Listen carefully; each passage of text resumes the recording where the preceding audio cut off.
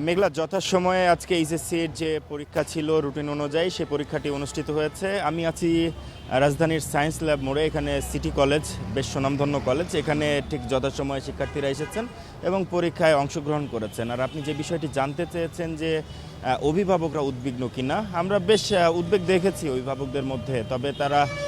তবে এই কালকের যে কার্যক্রম হয়েছে, শিক্ষার্থীদের আন্দোলন, তাদের আন্দোলনের পরিপ্রেক্ষিতে প্রশাসনের অবস্থান, সরকারের অবস্থান, সব কিছু মিলিয়ে বেশ উদ্বেগ প্রকাশ করেছেন তারা বলছেন যে এইভাবে আসলে শিক্ষার্থীদের ওপর জুলুম না করেও হয়তো সমাধান করা যেত।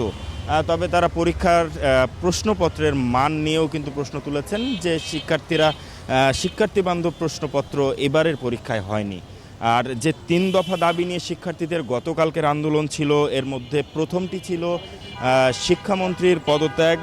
একই সাথে তিনি যে ভিডিও বার্তা দিয়েছিলেন যে ব্রয়লার মুরগির মতো এদেশের শিক্ষার্থীরা, এই বিষয়টিরও প্রতিবাদ কিন্তু জানানো হয়েছে। একই সাথে যারা 13 জুলাই মানে এই যে বৈশ্বিক যে অবস্থা, আসলে একই সাথে বৃষ্টির যে অবস্থা, বন্যা পরিস্থিতি, সব মিলিয়ে যে পরীক্ষার কেন্দ্রে আসতে শিক্ষার্থীদের যে বেগ পেতে হয়েছে, বিভিন্ন রকম দুর্ঘটনা ঘটেছে, এই বিষয়ে কিন্তু যারা অংশ নিতে পারেননি সেসব শিক্ষার্থীদের আসলে পুনরায় পরীক্ষা নেওয়ার প্রস্তাব দেওয়া হয়েছিল। একই সাথে আজকের যে পরীক্ষা 15 জুলাই, সে পরীক্ষাটি কিন্তু স্থগিতের দাবি জানানো হয়েছিল।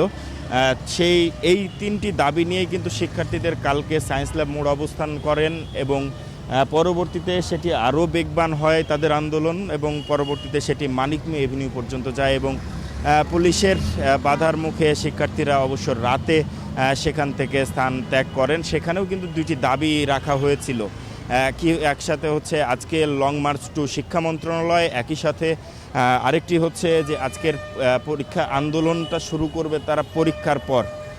তবে এখন পর্যন্ত আমরা এখানে যে পরিস্থিতি দেখেছি, সেখানে শিক্ষার্থীরা কিন্তু নিরবিচ্ছিন্নভাবে পরীক্ষায় অংশগ্রহণ করেছেন এবং আসলে তাদের কর্মসূচির কি পর্যবেক্ষণ বা কি অগ্রগতি, সেটা আসলে হাসান, আপনাকে ধন্যবাদ। Bashundhara public school and college 2026 শিক্ষাবর্ষে ভর্তি চলছে।